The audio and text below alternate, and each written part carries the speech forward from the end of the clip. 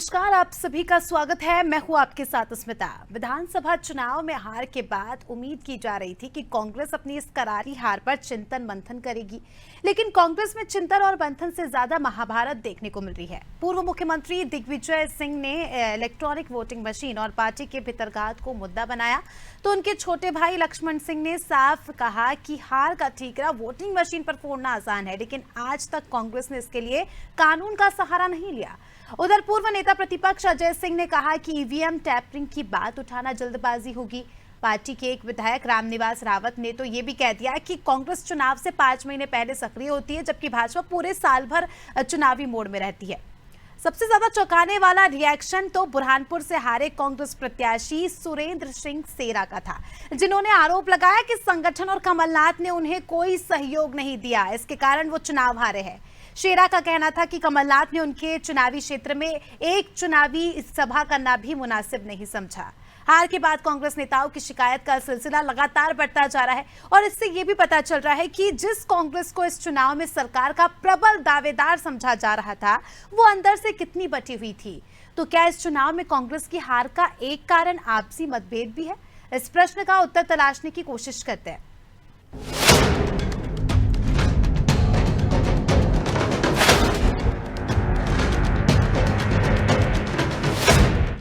तो देखिए, कांग्रेस के लिए ये हमेशा से कहा जाता है कि संगठन के रूप में काम नहीं करते, एकत्रित होकर काम नहीं करते, जिसका खामियाजा इन्हें चुनाव में भुगतना पड़ जाता है। और आज के इस मुद्दे का हमारा विषय भी यही है, तो इस मुद्दे पर आगे चर्चा करते हैं। आपका परिचय कुछ विशेष मेहमानों से करा देती हूँ जो हमारे साथ जुड़ चुके हैं। हमारे साथ वरिष्ठ पत्रकार देवदत्त दुबे जी जुड़े हैं, साथ ही बीजेपी नेता गीत धीर जी हमारे साथ जुड़े हैं, साथ ही कांग्रेस से हमारे साथ शिवराज चंद्रौल जी जुड़े हैं। सभी मेहमानों का बहुत बहुत स्वागत है। सबसे पहला सवाल शिवराज जी आपसे करना चाहूंगी। शिवराज जी, कहते हैं कि जो बीत गई सो बात गई, एक नई शुरुआत हमेशा करनी चाहिए, लेकिन कांग्रेस में ऐसा कुछ नहीं देखने को मिल रहा। जहां एक और इतनी करारी हार के बाद आपको मंथन करना चाहिए कि आपकी हार क्यों हुई, कहां कमजोरी रह गई, उसकी बजाय आपसी मतभेद यहां पर सामने निकल कर आ रहे हैं पार्टी में। देखिए स्मिता जी, मैं समझता हूं कि मतभेद की कहीं कोई बात नहीं है। कांग्रेस पार्टी ने माननीय कमलनाथ जी पे अपना भरोसा जताया, प्रदेश की जनता ने कमलनाथ जी पे भरोसा जताया। हार के जो भी कारण हैं वो धीरे धीरे सब सामने आ रहे हैं। तो कांग्रेस पार्टी में मतभेद की कहीं कोई बात नहीं है। छुटपुट बातें होती हैं, वो हर पार्टी में होती है, कांग्रेस में भी होती है, भाजपा में भी होती है। लेकिन जिस हिसाब से बयान सामने आ रहे हैं शिवराज जी, छुटपुट हम इसे नहीं कहेंगे। प्रत्याशी आपकी बड़ी बात कह रहे हैं कि हमें सहयोग नहीं दिया, अगर आला कमान हमें सहयोग देता, कमलनाथ हमें हमारे चुनावी सभा में आते तो हम जीत सकते थे, ऐसा खुद प्रत्याशियों का कहना है। देखिए, एक बात यह है कि कुछ प्रत्याशियों का कहना हो सकता है, लेकिन कमलनाथ जी इतने पॉपुलर हैं कांग्रेस पार्टी में और पूरे मध्य प्रदेश में कि निश्चित रूप से हो सकता है कि किसी भी सीट पे वो नहीं जा पाए हों किसी सीट पे, लेकिन कमलनाथ जी ने बहुत सारी सीटों पे अपनी सभाएं दी हैं, हमारे सारे बड़े नेताओं ने दी है। इवन हमारे तो बहुत सारे प्रत्याशी ये कह रहे हैं कि भैया ईवीएम में गड़बड़ी हुई है। बहुजन समाज पार्टी के एक प्रत्याशी कह रहे हैं कि मेरा खुद का वोट नहीं पड़ा है, मेरा वोट कहाँ गया। की बात तो आप हर साल करते हैं, मगर कोई एक्शन नहीं लेते, कानूनी कार्रवाइयां भी होती है। स्मिता जी, सबसे बड़ी बात यह है कि केंद्र में जो सरकार बैठी है वो तानाशाही की सरकार है। पूरा देश इस बात को देख रहा है, इस बात को भी देख रहा है कि मध्य प्रदेश हो, छत्तीसगढ़ हो, राजस्थान हो, हर जगह जो चुनाव हुए हैं वो चुनाव भारतीय जनता पार्टी के विरोध में थे। और खासतौर पे अगर मैं मध्य प्रदेश की बात करूं तो मध्य प्रदेश में जनता ने चुनाव नहीं, देखिए परिणाम अपनी जगह होते हैं। भीतरघात है आपकी पार्टी में, जिस प्रकार से बयान सामने आ रहे, दिग्विजय सिंह के भाई का जिस प्रकार से कहना था कि हर बार ईवीएम पर ठीकरा फोड़ना सही नहीं है, तो इसे क्या हम लाइटली कैसे ले सकते हैं? तो बड़ी बात है। नहीं, आप देखिए ना, मैं कह रहा हूँ कि एक भी प्रत्याशी बताए कि जिस प्रत्याशी ने काम किया हो तो पार्टी ने काम नहीं किया, संगठन ने पूरी तरह से काम किया है, हमारे वरिष्ठ नेतृत्व ने पूरी तरह से किया है। हार और जीत अपनी जगह होती है, लेकिन हम लड़े हैं, हमने महंगाई के खिलाफ हम लड़े हैं बेरोजगारी के खिलाफ, हम लड़े हैं किसानों के लिए, हम लड़े हैं महिलाओं के लिए, हम लड़े हैं युवाओं को नौकरी दिलाने के लिए। तो ये बात अलग है। पूरा कांग्रेस पार्टी और पूरी जनता का विश्वास कमलनाथ जी पर आज भी बरकरार है, लेकिन वो परिणामों में नहीं दिखा। शिवराज जी, बात यही है कि विश्वास अगर होता तो आपकी जीत होती। और जिस हिसाब से परिणाम सामने आए, बीजेपी से हमारे साथ गीत धीर जी जुड़े हैं। गीत धीर जी, पहले आपकी पार्टी के बारे में भी ये कहा जाता था कि भीतरघात है और कई सारे जो है नेताओं के बीच मतभेद भी सामने आए थे। तो क्या हम ये कह सकते हैं कि जब चुनाव हम जीत जाते हैं तो सारे भीतरघात खत्म हो जाते हैं, सारे मतभेद खत्म हो जाते हैं? क्योंकि भीतरघात तो आपकी पार्टी में भी देखने को मिले थे। देखिए अस्मिता जी, सबसे पहली बात यह है कि भारतीय जनता पार्टी में कोई भी अंतर्कलह किसी भी प्रकार की नहीं है। हमारी पार्टी जो है वो कैडर बेस्ड पार्टी है, संगठन आधारित पार्टी है, और इसका परिणाम जो है चुनाव में साफ साफ देखा। हमारी कोई भी योजना जो आती है वो जनता के हितों को ध्यान में रखते हुए बनाई जाती है और उन तक के पहुंच जाए, इसके लिए जो क्रिया की जाती है वो भी सबके सामने है, ताकि उसका लाभ जो है जनता को मिला और जनता ने एक बार पुनः हमारे ऊपर भरोसा जताया है। तो निश्चित रूप से कांग्रेस की अंतर्कलह तो सामने है। इनके लक्ष्मण सिंह जी जो कह रहे हैं कि अंतरकलह पे ध्यान देना चाहिए, ना कि ईवीएम को दोष देना चाहिए, उस पे भी देखिए इनके शिवराज जी जो नेता हैं इनके, जो अभी यहाँ पर खुद एक बात को डिनाई कर रहे हैं। इनके एक नेता कुछ बोलते एक दूसरे की टांग खींचने में लगे हुए हैं। यही काम जो है आप कांग्रेस पार्टी का पूछिए, इन्होंने एक भी बार नहीं बोला कि कमलनाथ जी ने ये काम करके दिखाए, हम लड़े हम लड़े। हम कौन भाई? क्या दिग्विजय सिंह जी कहीं लड़े? कहीं उन्होंने धरना प्रदर्शन अनशन कोई किया? हमारी किसी योजना के खिलाफ वो कर भी नहीं सकते थे, क्योंकि हमारी ये भूल रहे हैं, ये भूल रहे हैं कि 76 साल के दिग्विजय सिंह, मैंने आपके बीच में नहीं बोला था, मेरा आग्रह है नहीं संयम रखिए। नहीं, आप गलत बात मत कीजिए, आप गलत बात मत कीजिए। दिग्विजय सिंह जी, नहीं, मैं भी आपको एक बात कह देता हूं कि आप गलत भाषा, आप गलत तथ्यों, नहीं, आप गलत तथ्यों का प्रयोग मत कीजिए। आप बिल्कुल गलत तथ्यों का प्रयोग कर रहे हैं। कमलनाथ जी और पूरे प्रदेश के कांग्रेस के नेता एक एक पूरी ताकत के साथ लड़े हैं और आप इस तरह की बात करते हैं। ठीक है, मगर नतीजे उस हिसाब से नहीं हमें नहीं। तो तेलंगाना में सरकार बनी है, तो तेलंगाना में सरकार बनी है, कांग्रेस की सरकार बनी है। मध्य प्रदेश में क्या हुआ, राजस्थान में क्या हुआ, छत्तीसगढ़ में क्या हुआ? तो बड़ा सवाल है कि क्या हुआ जब आपकी जीत के इतने ज्यादा चांसेस थे, कॉन्फिडेंट मोड में आप भी थे, आपके नेताओं द्वारा भी मेहनत की जा रही थी, तो फिर ऐसा क्या हुआ जो इतनी करारी हार का सामना करना पड़ा? देवदत्त जी हमारे साथ जुड़े हैं, वो काफी दिनों से जो है, ठीक है, देवदत्त जी से समझेंगे। देवदत्त जी, कैसे देखते हैं आप इस मुद्दे को, जहां एक और फुल्ली कॉन्फिडेंट मोड में थी कांग्रेस मध्य प्रदेश में कि बहुमत के साथ सरकार बनाएगी, ऐसा छत्तीसगढ़ में भी देखा जा रहा था, लेकिन जिस हिसाब से परिणाम सामने आए वो काफी ज्यादा चौंकाने वाले थे। और अब जिस हिसाब से प्रतिक्रियाएं सामने आ रही है कांग्रेस के अंदर से, जिस हिसाब से बातें सामने आ रही है, मतभेद को लेकर लगातार जो है बयान सामने आ रहे हैं, कैसे देखते हैं आप इसे?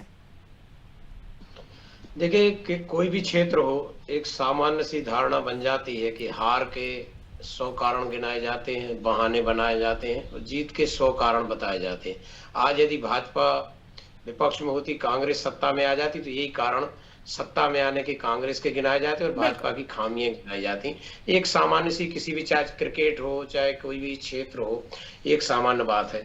लेकिन मैं समझता हूं कि लोकतंत्र के लिए सबसे ज्यादा जो जरूरी है वो विश्वास कायम रहना चाहिए। और इसमें सब दलों को, विपक्षी दल, सत्ता दल, इसमें सबको एक प्रयास करके एक बार ये तय कर लेना चाहिए कि चुनाव निष्पक्ष होते हैं, ईवीएम में कहीं कुछ छेड़खानी नहीं होती है, क्योंकि ये हर बार हर चुनाव में, और फिर जो जीत जाते चुनाव उसके बाद ये बात नहीं करते, विपक्षी दल हार गए तो फिर बात करते। तो मैं कहता हूं कि एक बार इस मुद्दे पे पूरा A to Z, इसमें हाई कोर्ट, सुप्रीम कोर्ट, चुनाव आयोग, सरकार, सभी दल मिलकर एक सर्वदलीय बैठक करके इसमें एक बार ही कर लेना चाहिए। क्योंकि आप लोग तो यहाँ बहस करके चले जाएंगे, हम लोग सब आरोप प्रत्यारोप लगा के चले जाएंगे, लेकिन दूर बैठा गांव में उस मतदाता के मन पे क्या बैठती होगी, क्या हमने वोट दिया वो सही जगह गया कि नहीं गया, हम जिसको चाह रहे थे वो जीता कि नहीं जीता। क्योंकि एक माहौल अलग बनता है, एक मैनेजमेंट अलग चलता है। ये चुनाव आजकल बड़े विचित्र हो गए, हर मतदाता जागरूक हो गया है, वो किसी के कहने बहकावे में कम आता है, वो अपने स्वाविवेक से निर्णय लेता है और कोई एक बात से निर्णय नहीं लेता, कई चीजों से उसकी धारणाएं बनी रहती हैं और वो ये प्रदर्शन भी नहीं करता कि हम कहाँ वोट देने जा रहे हैं। ये बड़ा, इस बार तो हम लोगों को बहुत अनुभव हुए, उन्होंने कहा हम झंडा लगाए हैं, इस पे मत जाओ कि हम झंडा लगाए हैं, झंडा थोड़ी वोट देने जाएगा, वोट देने तो हम जाएंगे। ऐसा बहुत जगह वो मिला देखने को। तो मैं कहता हूं कि एक बार ये तय हो जाना चाहिए कि चुनावी प्रक्रिया निष्पक्ष है। बिल्कुल देवदत्त जी, और हर बार ये कहना ठीक नहीं होगा, क्योंकि अगर आपको डाउट है, ठीक है, आपके पास हक है, आपको डाउट है, आपको बोलने का अधिकार है, मगर हर बार इस प्रकार की बातें करना, क्योंकि इसके लिए प्रक्रियाएं भी होती है। अगर आपको डाउट है तो आप कानूनी प्रक्रियाओं का जो है आप उससे समाधान कर सकते हैं, आप क्लियरेंस ले सकते हैं। गीत धीर जी, आप कुछ कह रहे थे। जी अस्मिता जी, पहली बात यह है कि चुनाव आयोग ने एक लाख रुपए की राशि रखी हुई है। अगर कोई भी व्यक्ति ईवीएम हैक करके दिखाएगा तो उसको वो इनाम के स्वरूप दी जाएगी। वहां तो कांग्रेस कभी जो है वो सहभागी नहीं बनती, किसी के साथ में भाग ले वहां पर और हैक करके दिखाएं, मैं मान जाऊंगा। दूसरी बात, कर्नाटका में जब इनकी सरकार बनी है तो वहां पर ईवीएम के ही माध्यम से वोटिंग हुई है, तो क्या वहां पर ईवीएम को गलत ठहराते हुए ये वहां पर सत्ता स्वीकार नहीं कर रहे हैं? वहां कर रहे हैं, क्योंकि ये कांग्रेस का दो मुंहा चेहरा है और कांग्रेस के जो नेता हैं वो आपस में अंतर कला के कारण जनता के हितों की बातें तो सोचना भी बहुत दूर, उनके बारे में जो है मतलब सामने जिस प्रकार के लोकतंत्र की हत्या करने का काम करते हैं वो उससे जनता आहत हुई है। और अभी भी जिस प्रकार से जनता ने कांग्रेस को नकारा, इनको बहुत बड़ा सबक लेना चाहिए। इनके पूर्व मुख्यमंत्री कमलनाथ जी, शिवराज जी, आपसे जवाब चाहूंगी। देखिए, ईवीएम अगर हैक भी होता है तो इतना डिफरेंस नहीं आता वोटों में। अस्मिता जी एक मिनट, बहुमत के साथ यहाँ पर बीजेपी ने सरकार बनाई है। 10 सेकंड और दीजिए अस्मिता जी मुझे। देखिए, कांग्रेस के पूर्व मुख्यमंत्री कमलनाथ जी केवल 35,000 वोटों से जीते हैं, तो कमलनाथ जी के लिए भी ये विषय बड़ा चिंतनीय है। और इनके जो वरिष्ठ नेता हैं, जिसमें बात करी जीतू पटवारी, कुणाल चौधरी, इनके वर्मा जी, सज्जन सिंह वर्मा, जो एक ऐसे नेता हैं बहुत टाइम से चले आ रहे थे, पीडब्ल्यूडी मिनिस्टर भी रहे। तो देखिए, इनका जो भ्रष्टाचार था, जनता के प्रति जो भावना थी, वो जनता ने उसका करारा जवाब दिया और कांग्रेस को कहीं ना कहीं स्वीकार करना पड़ेगा। और कांग्रेस जब तक शिवराज जी जवाब लेंगे उनसे। जी शिवराज जी, जवाब दीजिए। देखिए, जयदीप जी के पास अभी बोलने के लिए कुछ नहीं है। इनको मैं याद दिला दूं कि सरकार भारतीय जनता पार्टी की थी और जिन कांग्रेस के नेताओं के नाम आप ले रहे हैं, भ्रष्टाचार सरकार ने किया था, व्यापम घोटाला सरकार ने किया था, पटवारी, हमारा विषय ये है ही नहीं। हमारा विषय, शिवराज जी, हम विषय से नहीं भटकेंगे। ऐसे घोटालों की अगर बात करेंगे तो हम दूसरी चर्चा कर सकते हैं, हम विषय पर ही रहेंगे। आप ये बताइए कि अब आपकी पार्टी क्या करेगी? देखिए, आने वाले समय में लोकसभा चुनाव भी है। 190 सीटों पर कांग्रेस पोस्टल बैलेट में जीती है, ईवीएम में लेकिन परिणाम कुछ आते हैं पोस्टल। ठीक है, आपको डाउट है तो आप जांच करवाइए ना। हमारे वरिष्ठ पत्रकार ने भी वो बात कही, हर बार ये बात कहना सही नहीं है शिवराज जी। बात केवल इतनी है कि भारतीय जनता पार्टी ने पहले लोकतंत्र का गला घोटा था और अब जनतंत्र का गला घोटा है। आपकी पार्टी के नेता ऐसे क्यों कहते हैं कि कांग्रेस चुनाव के 5 महीने पहले ही सक्रिय होती है? तो कांग्रेस रहा है। ठीक है, सुन लेंगे शिवराज जी। ठीक है, कांग्रेस का इतिहास। आपकी पार्टी के ही नेता ऐसे कह रहे हैं कि बीजेपी जो है साल भर से प्रिपरेशन कर देती है चुनाव की, लेकिन कांग्रेस 4 या 5 महीने पहले एक्टिव होती है। उसको लेकर क्या कहेंगे? बिल्कुल नहीं। मैं आपको बता दूं, मैं खुद हरदा जिले का सहप्रभारी रहा था। हरदा जिले में हम जीते हैं, मैं सहप्रभारी था और मुझे मालूम है कि उस जिले में मैंने क्या काम किया था। दूसरी बात, कांग्रेस पूरे 5 साल से मेहनत कर रही थी, 5 साल से तैयारी में लगी हुई थी, लेकिन भारतीय आपके नेताओं को नहीं देना चाहते शिवराज जी? वहां क्या पूरी जीत का श्रेय आपका है? ये भी बोलिए। बिल्कुल नहीं, मैं कह रहा हूँ ना, मैं जीत का श्रेय नहीं ले रहा हूँ, मैं केवल आपको बता रहा हूँ। नहीं जयदीप जी, पूरी बात सुनिए ना, बात सुनने की हिम्मत रखिए। नहीं, बिल्कुल नहीं, मेरे कारण पार्टी नहीं जीती। मैंने ये नहीं कहा जयदीप जी। सबसे पहली बात मैं आपको बता दूं, मेरे कारण नहीं जीती है। वहां अगर सरकार जीती है, वहां अगर विधायक जीते हैं तो वहां मतदाताओं के कारण जीते हैं। वहां पे कांग्रेस पार्टी के नेता कमलनाथ जी के कारण जीते हैं, वहां हमारे कांग्रेस के कार्यकर्ताओं के कारण जीते हैं। भारतीय जनता पार्टी की तरह हमने काम नहीं किया है। हमने ईवीएम की वॉचिंग की थी। हम जहां नहीं कर पाए थे वहां भारतीय जनता पार्टी ने हाथ मारा है। ये बात आपको बता दूं कि वहां हम लोकतंत्र की हत्या करने के लिए, लोकतंत्र की हत्या करने के लिए हमने वहां पे देवदत्त जी की प्रतिक्रिया लेना चाहूंगी। कांग्रेस पार्टी जीती है। देवदत्त जी, सुना आपने दोनों ही भारतीय जनता पार्टी ने बोला है, वो झूठ जनता आगे आपको सबक सिखाएगी। देवदत्त जी, क्या लगता है? देखिए, आने वाले समय में अब लोकसभा चुनाव भी है, कांग्रेस को अब आने वाले समय की फिक्र करनी चाहिए, लोकसभा चुनाव की तैयारी करनी चाहिए। इस प्रकार से बयानबाजी सामने आ रही है, क्या कहेंगे आप? देखिए, राजनीतिक दलों के सामने बहुत सारी मजबूरी होती है। जो उनके कार्यकर्ताओं का मनोबल टूटा होगा, प्रत्याशियों को जो निराशा हुई होगी, उसको एक थोड़ा सा बढ़ाने के लिए कि नहीं तुमने अच्छी मेहनत की, वोट भी मिली, वो तो ईवीएम में दिक्कत थी, इस कारण हम चुनाव हार गए। एक साइकोलॉजिकल होता है कि लोगों का मनोबल बढ़ाने।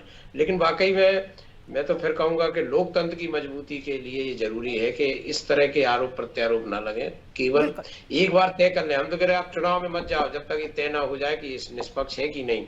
क्योंकि ये, और मैं तो कहता हूँ सत्ताधारी दल को आगे बढ़ के इस पे पहल करना चाहिए कि एक बार मीटिंग बुला लो चुनाव आयोग के साथ, सब सुप्रीम कोर्ट के जज बिठा लो कि भैया ये है, और एक्सपर्ट बुला लो, आप उसमें सिद्ध करो कि कैसे क्या होता है।